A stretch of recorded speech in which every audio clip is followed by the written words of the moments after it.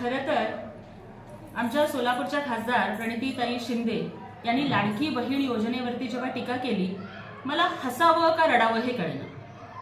कारण एका बाजूला मोठ्या मंचावरून लाडकी बहीण योजनेवरती टीका करायची आणि स्वतःच्या मतदारसंघामध्ये मुख्यमंत्री लाडकी बहीण योजना मुख्यमंत्र्यांचा फोटो न लावता स्वतःचा फोटो लावून राबवायची.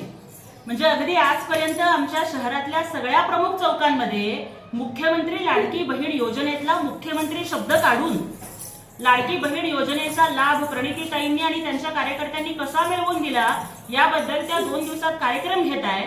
सगळ्या मुख्य चौकात त्यांचे बॅनर आहेत आणि दुसऱ्या बाजूला मात्र या योजनेवर टीका करायची. म्हणजे मला वाटतं प्रणितीताई थोडी जनाची नाही तर मनाची तरी ठेवा ना. प्रणितीताई असतील, सुप्रियाताई असतील किंवा इतर कोणत्याही वर्षाताई असतील, ह्या सगळ्या महाराष्ट्राच्या करोडपती दीदी आहेत. त्यामुळे त्यांना 1,500 रुपयांचं महत्व अजिबात कळणार नाही.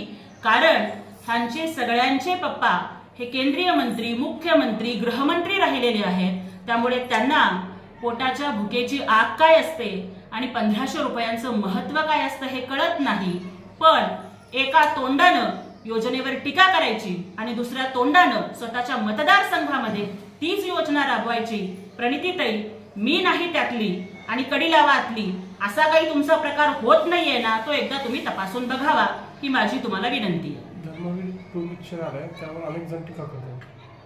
खरं तर धर्मवीर 2 हा चित्रपट हा दिघे साहेबांच्या ज्वलंत हिंदुत्वाची गोष्ट सांगणारा चित्रपट आहे. आणि हा चित्रपट फक्त त्यांनाच पसंत नाहीये ज्यांना हिंदुत्वाची आणि भगव्याची अलर्जी आहे.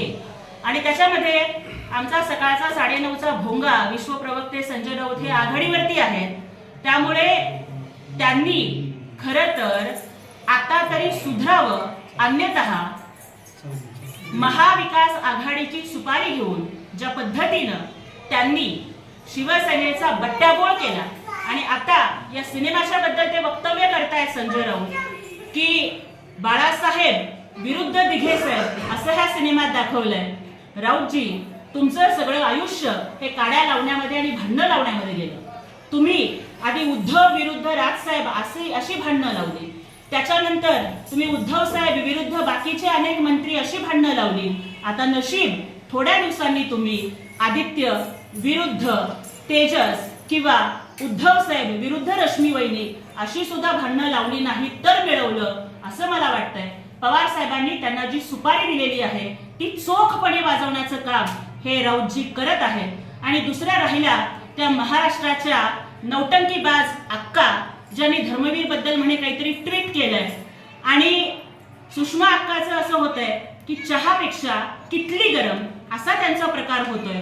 स्वतःबद्दल ज्या काही भ्रामक अपेक्षा त्या घेऊन फिरतायत, त्यामुळे सिनेमा न पाहता त्या माझ्या मुळेच शिंदे साहेबांनी असं केलं आणि तसं केलं वगैरे ज्या त्या बोलतायत, तर अक्का तिकीट काढायला जर आपल्याकडे पैसे नसतील तर आम्ही तुम्हाला मोफत पास पाठवून देऊ आणि तिथे आपण बघावं की आपल्याबद्दल तिथे काय चित्रण केलेलं आहे.